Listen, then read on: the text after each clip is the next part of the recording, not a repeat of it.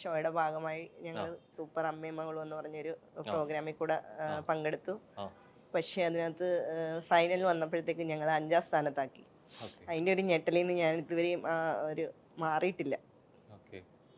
ഏകദേശം ഒരു വർഷമായിട്ട് നടക്കുന്ന റിയാലിറ്റി ഷോ ആണ്.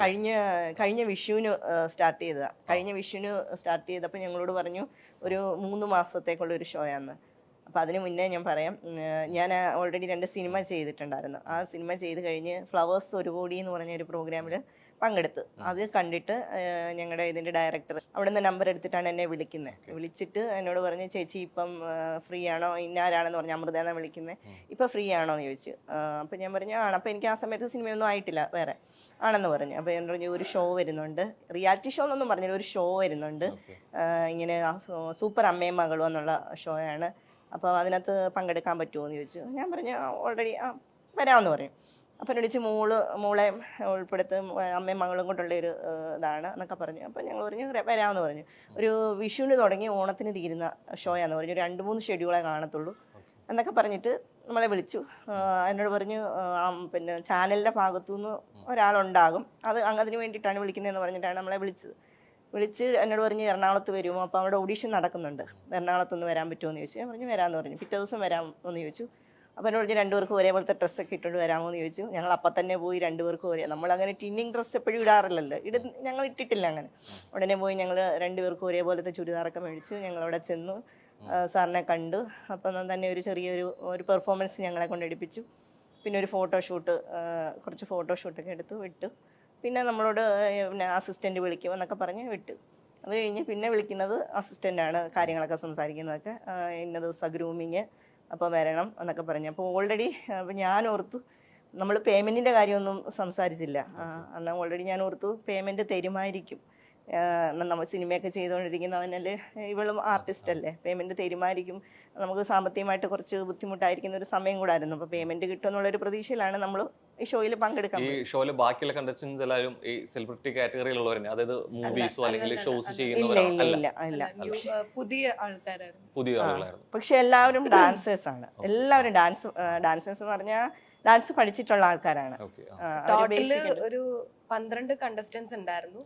അതിനകത്ത് 11 പേർക്കും 11 അമ്മമാരും ഡാൻസേഴ്സ് ആയിരുന്നു. അമ്മ മാത്രം ഡാൻസർ അല്ല. അപ്പൊ ഇതിലേക്ക് ഇപ്പൊ സെലക്ട് ചെയ്യുന്ന സമയത്ത് അല്ല, അതിൽ ഒരാളും കൂടിയുണ്ട്. ഒരാളും കൂടെ ഡാൻസ് അത്ര പുള്ളിക്കാരി ഡാൻസിൽ ഇതായിട്ടുള്ളതല്ല, ശ്രീകുട്ടി എന്ന് പറഞ്ഞ കണ്ടസ്റ്റന്റ്. ഒരു പക്ഷേ ഇങ്ങനെ പറയുന്നതിന് മുമ്പ് നമുക്ക് അന്നത്തെ ഒരു ഇൻസിഡന്റ് എനിക്ക് തോന്നുന്നു അതിൽ നിന്ന് തന്നെ പറഞ്ഞു തുടങ്ങാൻ തോന്നുന്നു. കാരണം ഇപ്പൊ ഏത് റിയാലിറ്റി ഷോ ആണെങ്കിലും ഏത് ഷോ ആണെങ്കിലും അതിന്റെ വിധി വരുന്ന ദിവസം അല്ലെ, അതിലേക്ക് തന്നെയാണ് ഇപ്പോഴും കാത്തിരിപ്പ്. പ്രേക്ഷകരാണെങ്കിലും അതിലെ മത്സരാർത്ഥികളാണെങ്കിലും ആ ഒരു ദിവസം ഇത്രത്തോളം ഒരു ഷോക്ക് ഉണ്ടാവാൻ കാരണം എന്തുകൊണ്ടാണ്? ഇപ്പൊ പലപ്പോഴും വിധി അങ്ങോട്ടും ഇങ്ങോട്ടൊക്കെ മാറിയേക്കാം, നമ്മൾ പ്രതീക്ഷിക്കുന്നതിനപ്പുറം ആയേക്കാം. പ്രത്യേകിച്ച് ഫിനാലിലെ 5 പേരുണ്ട് അല്ലെ, 5 പേരുണ്ട്. അപ്പോ എങ്ങനെയാണ് നമ്മൾ പ്രതീക്ഷിച്ചൊരു സ്ഥാനമില്ലാത്തതായതുകൊണ്ടാണോ അതോ അതിന് യോഗ്യത ഇല്ലാത്തവർക്ക് അത് കൊടുത്തോ? ഏതാണ് ഏറ്റവും കൂടുതൽ ഷോക്ക് ആക്കിയത്? എന്താ നിങ്ങളെ? എന്നെ ഏറ്റവും കൂടുതൽ ഷോക്കാക്കിയത് ഞങ്ങൾ 2 പേരെയും. കാരണം 5ാം സ്ഥാനം നമ്മള് ലാസ്റ്റിലൊരു 3 പെർഫോമൻസ് ആയിരുന്നു ഫൈനലിൽ വേണമെന്ന് പറഞ്ഞത്. ഒന്ന് ഒരു ഗ്രൂപ്പ് ഡാൻസ്, 10 പേരെ വെച്ചിട്ട് ഒരു ഗ്രൂപ്പ് ഡാൻസ്, പിന്നെ അമ്മയും മകളുമായിട്ടൊരു പെർഫോമൻസ്, പിന്നെ ഒരു റാം വോക്ക് ഉണ്ടെന്ന് പറഞ്ഞു, പിന്നെ അതിൻ്റെ കൂടെ തന്നെ ഒരു ആറ്റിറ്റ്യൂഡ് ക്വസ്റ്റ്യൻ ചോദിക്കുന്ന ഒരു റൗണ്ട്, ഇത്രയുണ്ടെന്ന് പറഞ്ഞു. അപ്പോൾ ഇതെല്ലാം കഴിഞ്ഞിട്ട് ഞങ്ങൾ നിൽക്കുകയാണ്. ഞാൻ ആകെ ടയേർഡായിട്ട് നിൽക്കുക. കാരണം ഈ റാം വോക്കൊന്നും ഞാൻ ചെയ്തിട്ടില്ലാത്ത ഒരാളാണ്. ഞാൻ വീടിനകത്ത് ഒതുങ്ങിക്കൂടി ഇപ്പോൾ ഒരു 2 വർഷമായുള്ളൂ ഞാൻ ഈ അഭിനയം എന്നുള്ള ഇഷ്ടം കൊണ്ട് അഭിനയം എന്നുള്ള ഒരു ഫീൽഡിന് വന്നത് 2 വർഷം. അതുവരെ ഞാൻ എൻ്റെ മോളുടെ കൂടെ അവളുടെ അമ്മയായിട്ട് ഇങ്ങനെ പുറകെ നടക്കുന്ന ഒരാളാണ്. ഇതിനെക്കുറിച്ചൊന്നും ഈ ലോകത്തെ എനിക്ക് അറിയില്ല ഇങ്ങനത്തുള്ള കാര്യങ്ങൾ. പക്ഷെ ഇതിന് വേണ്ടിയിട്ട് അവർ ഗ്രൂമിങ് ഒരു തലേദിവസം രാത്രിയിൽ നടക്കാൻ പഠിപ്പിച്ചു. ഹൈ ഹീൽഡ് ചെരുപ്പിടണമെന്ന് പറഞ്ഞു. ഞാൻ അങ്ങനെയൊന്നും നടന്നിട്ടില്ലാത്ത ഒരാളാണ്. പക്ഷെ ചെരുപ്പൊക്കെ ഞാൻ മേടിച്ചിട്ടു, അതിനുള്ള ഡ്രസ്സ്, ഹെവി ആയിട്ടുള്ള ഡ്രസ്സ് ഇതൊക്കെ ഇട്ടിട്ട് റാം വോക്കൊക്കെ ചെയ്ത് ഞാൻ ആകെ ക്ഷീണിച്ച് നിൽക്കുവാണ് വന്ന്. അപ്പോഴാണ് ആദ്യം 4-5 സ്ഥാനം. അപ്പം നമ്മൾ അതിന് മുന്നേ തന്നെ കുറേ നാൾ കൊണ്ട് കുറേ ആൾക്കാർ ഇത് സ്ഥിരമായിട്ട് കാണുന്ന കുറേ ആൾക്കാരുണ്ട്. അപ്പോൾ അവർ നമ്മളോട് പറയും നിങ്ങൾക്ക് തന്നെയാണ് ഫസ്റ്റ്. എന്നെ ഫോൺ ചെയ്തിട്ട് പറയും നിങ്ങൾക്ക് തന്നെയാണ് ഫസ്റ്റ്, ഒന്നും നോക്കണ്ട. ഇതിനകത്തുള്ള ക്രൂ മെമ്പേഴ്സ്, നമ്മുടെ ഈ അമൃത ചാനലിലുള്ള ക്രൂ മെമ്പേഴ്സ് പേഴ്സണലായിട്ട് മെസ്സേജ് അയച്ചിട്ടുണ്ട്, നിങ്ങൾക്ക് തന്നെയായിരിക്കും ഫസ്റ്റ്. നമ്മൾ ഈ സ്റ്റേജിൽ പെർഫോമൻസ് കഴിയുമ്പോഴും നമ്മളോട് പറയുന്നത്, ചാനലിലുള്ള ആൾക്കാർ തന്നെ നമ്മളോട് പറയുന്നത് നിങ്ങളെന്തോ നോക്കാനെ കൊണ്ടാണ് നിങ്ങൾക്കായിരിക്കും ഫസ്റ്റ്.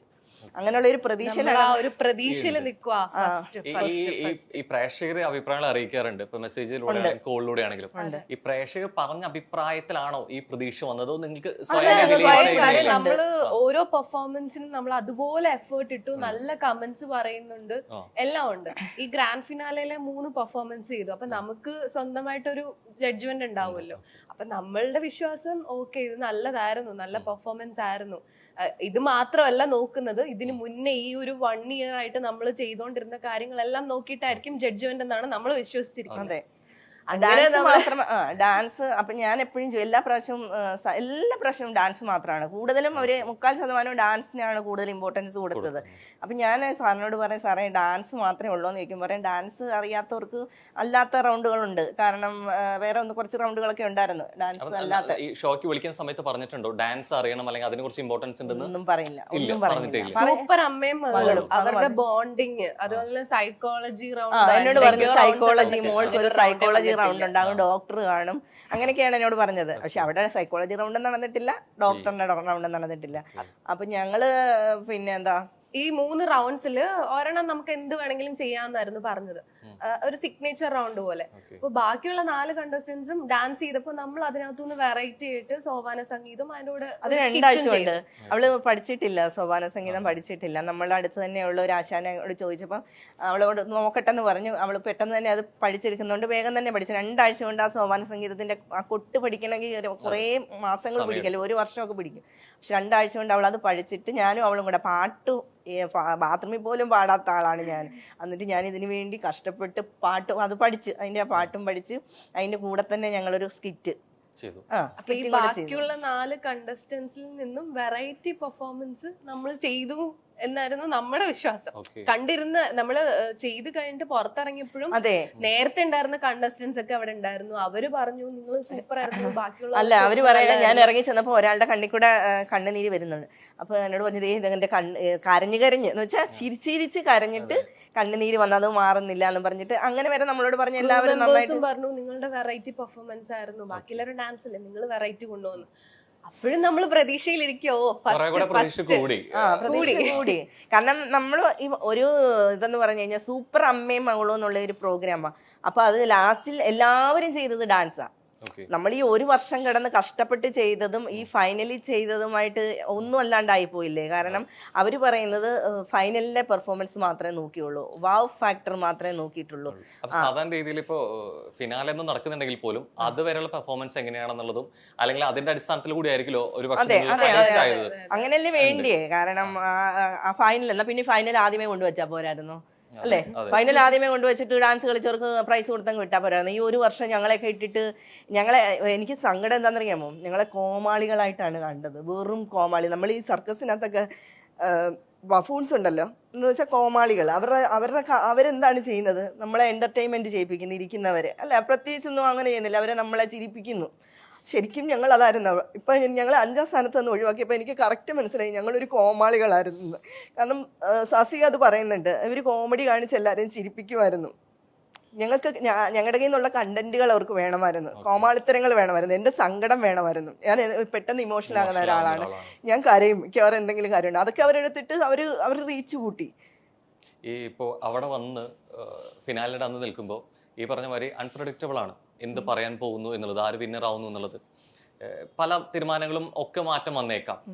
പക്ഷെ എന്നാൽ പോലും എന്താണ് വിധി എന്നുള്ളത് അതിനെ സ്വീകരിക്കുക, അതിനെ ഉൾക്കൊള്ളുക എന്നുള്ളൊരു സംഭവം മൈൻഡ് സെറ്റും കൂടി ആയിരിക്കും ഒരു പക്ഷെ അവിടെ ഉണ്ടാവുക. എന്നിട്ട് പോലും അല്ലെങ്കിൽ ഇത്ര വലിയൊരു റിയാലിറ്റി ഷോ ആയിട്ട് പോലും പെട്ടെന്നൊരു വിധി വന്നപ്പോൾ മറ്റൊന്നും ചിന്തിക്കാതെ ഇറങ്ങി പോവാൻ പ്രേരിപ്പിക്കുന്ന ഒരു ഘടകമായിരുന്നു. പെട്ടെന്ന് ഓൾ ഓഫ് സഡൻ ഒന്നും ചിന്തിക്കാതെ ഇറങ്ങി പോവാം, അതിനെ എതിർത്ത് നിൽക്കുക എന്നുള്ളത്.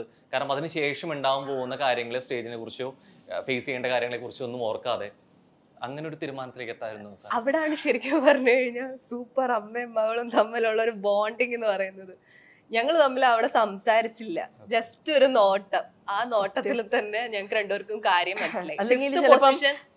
ചിലപ്പോ എനിക്ക് മേടിക്കണമെന്നുണ്ടായിരിക്കാം, അവൾക്ക് മേടിക്കണ്ടെന്നായിരിക്കാം, ചിലപ്പോ തിരിച്ചു ആകാം. അല്ലെങ്കിൽ അവള് വെളിയിൽ ഇറങ്ങിയിട്ട് എന്നോട് പറയാം അമ്മ എന്താ മേടിക്കാഞ്ഞത്, എനിക്ക് മേടിക്കണം.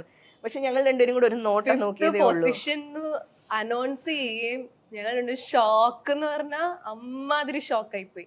കാര്യം ഇത്രയും നാളും നമ്മൾ കഷ്ടപ്പെട്ടത് വെറുതെ ആയി പോയോ, അല്ലെങ്കിൽ നമ്മുടെ കയ്യിൽ നിന്ന് ഒരുപാട് പൈസ ഇതിനു വേണ്ടിയിട്ട് മുടക്കിയിട്ടുണ്ട്, അതൊക്കെ വെറുതെ. 3 ലക്ഷം രൂപയാണ് ഇതിന്റെ ഫസ്റ്റ് പ്രൈസ് എന്ന് പറഞ്ഞ്. ഞങ്ങൾക്ക് 6.5 ലക്ഷം രൂപ ഒരു വർഷം കൊണ്ട് ഞങ്ങൾ തുടങ്ങിയിട്ടുണ്ട്.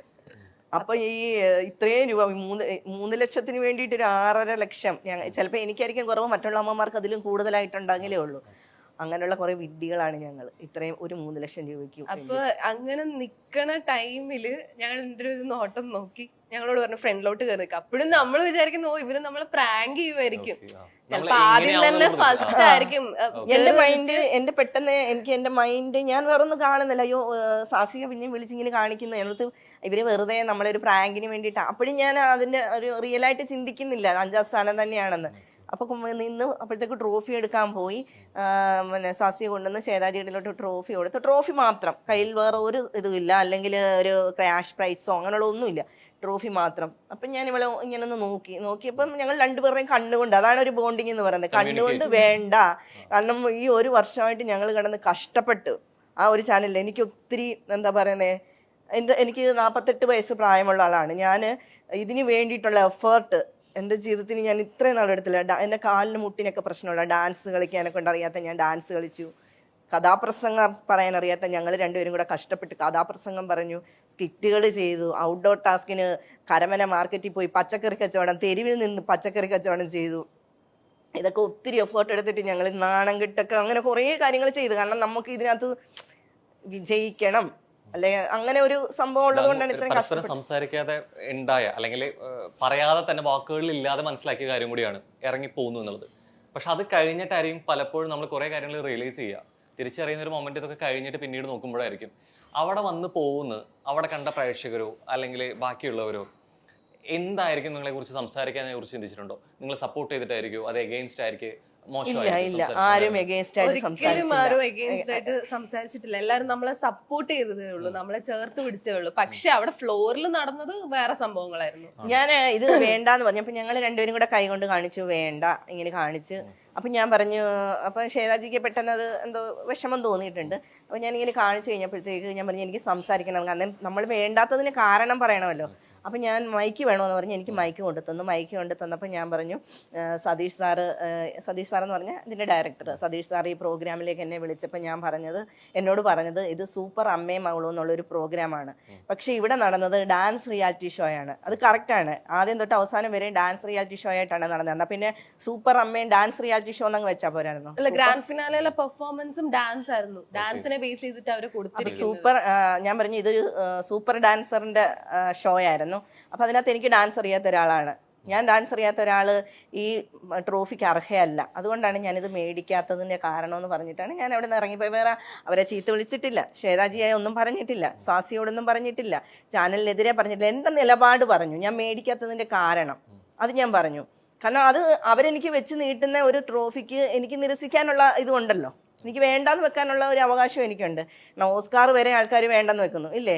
അപ്പൊ അതിന് നെഗറ്റീവായിട്ട് പറഞ്ഞതായിരിക്കാം ചാനലിൽ. അത് അഭിപ്രായം കൃത്യമായിട്ട് രേഖപ്പെടുത്തിയിട്ടുണ്ട്. ഫ്ലോർ വെച്ച് മൈക്കിൽ കൂടെ പറഞ്ഞു, പക്ഷെ അവരത് കാണിച്ചില്ല, അവരത് ഞങ്ങൾ ഇറങ്ങി പോകുന്നതും പിന്നെ അതിനുശേഷം നടന്ന കുറച്ച് ഡ്രാമകളുണ്ട് അവരുടേതായിട്ടുള്ള രീതിയിൽ. അവര് കുറച്ച് എല്ലാരും കൂടി ഗൂഢാലോചന നടത്തിയിട്ട് നമ്മളെ നെഗറ്റീവ് ആക്കുന്ന രീതിയിൽ കുറച്ച് ശ്വേതാജി അതിനകത്ത് പറയുന്നുണ്ട്, ആർട്ടിസ്റ്റ് ആണെങ്കിൽ ഒരു ആർട്ടിസ്റ്റ് അങ്ങനെ ഇറങ്ങി പോകാൻ പാടില്ല, ഫ്ലോറിനെ നമ്മൾ ഡിസ്റെസ്പെക്ട് ചെയ്തു, ശ്വേതാജി അങ്ങനെ ചെയ്തു എന്നൊക്കെ. പക്ഷെ ഞാനിപ്പോൾ ഈ ഷോ ശ്വേതാജി കാണുമായിരിക്കാം, കണ്ടിട്ടുണ്ടെങ്കിൽ ഞാനും എൻ്റെ മോളും ആദ്യമേ തന്നെ പറയുന്നു, ശ്വേതാജിയോട് ഞങ്ങൾ ഒത്തിരി ഒരു സോറി പറയുന്നു. മലയാളികൾക്ക് ഏറെ പ്രിയപ്പെട്ട താരങ്ങളിൽ ഒരാളാണ് ശൈത്യ സന്തോഷ്. നിരവധി റിയാലിറ്റി ഷോകളിലൂടെയും ഉപ്പും മുളകും അടക്കമുള്ള പരിപാടികളിലൂടെയുമാണ് താരം ശ്രദ്ധിക്കപ്പെടുന്നത്. ചില സിനിമകളിലും താരം ചെറിയ വേഷങ്ങൾ ചെയ്തിട്ടുണ്ട്. ഇത് കൂടാതെ ഒരു നർത്തകി എന്ന നിലയിലും താരം പേരെടുത്തിട്ടുണ്ട്. LLB പൂർത്തിയാക്കിയ വ്യക്തി കൂടിയാണ് ശൈത്യ. വക്കീൽ പണിയും അഭിനയവും ഒരുമിച്ചാണ് താരം മുന്നോട്ട് കൊണ്ടുപോകാൻ ആഗ്രഹിക്കുന്നതും അങ്ങനെയാണ് ഇപ്പോൾ മുന്നോട്ട് പോകുന്നതും. ഒരു റിയാലിറ്റി ഷോയിൽ പങ്കെടുത്തതിന് ശേഷം ഇവർ വൈറലായി മാറിയിരുന്നു. വലിയ വിമർശനങ്ങളും വിവാദങ്ങളും ഒക്കെ ആയ ഒരു സംഭവമായിരുന്നു. താരവും അമ്മയും ഒന്നിച്ചാണ് ഈ റിയാലിറ്റി ഷോയിൽ പങ്കെടുത്തത്. ഷീന സന്തോഷ് എന്നാണ് താരത്തിന്റെ അമ്മയുടെ പേര്. ഒരു വർഷം അതിനുവേണ്ടി കഷ്ടപ്പെട്ടു. അമ്മയും മകളും, സൂപ്പർ അമ്മയും മകളും എന്നൊരു റിയാലിറ്റി ഷോ ആയിരുന്നു അത്. ഒരു വർഷം ഇതിനുവേണ്ടി കഷ്ടപ്പെട്ടിട്ടും അവസാന ഒരു ദിവസത്തെ പെർഫോമൻസിന്റെ അടിസ്ഥാനത്തിൽ തങ്ങൾ 5ാം സ്ഥാനത്തേക്ക് തള്ളി മാറ്റിയെന്നാണ് താരം പറയുന്നത്. തങ്ങൾ എടുത്ത കഷ്ടപ്പാട് വെച്ച് നോക്കുമ്പോൾ 5ാം സ്ഥാനമല്ല കിട്ടേണ്ടത് എന്ന ബോധ്യം ഞങ്ങൾക്കുണ്ട്. അതുകൊണ്ട് തന്നെ 5ാം സ്ഥാനം തങ്ങൾ നിരസിച്ചു എന്നാണ് താരങ്ങൾ പറയുന്നത്. സൂപ്പർ അമ്മയും മകളും എന്ന റിയാലിറ്റി ഷോയിലാണ് ഇരുവരും പങ്കെടുത്തത്. ഷോയുടെ ആദ്യഘട്ടം മുതൽ തന്നെ ഇരുവർക്കും വലിയ രീതിയിലുള്ള പിന്തുണയായിരുന്നു ലഭിച്ചത്. എന്നാൽ പരിപാടിയുടെ നിർമ്മാതാക്കൾ തങ്ങളെ വെറും കോമാളികളാക്കി കളഞ്ഞു എന്നാണ് ഇരുവരും പരാതി പറയുന്നത്.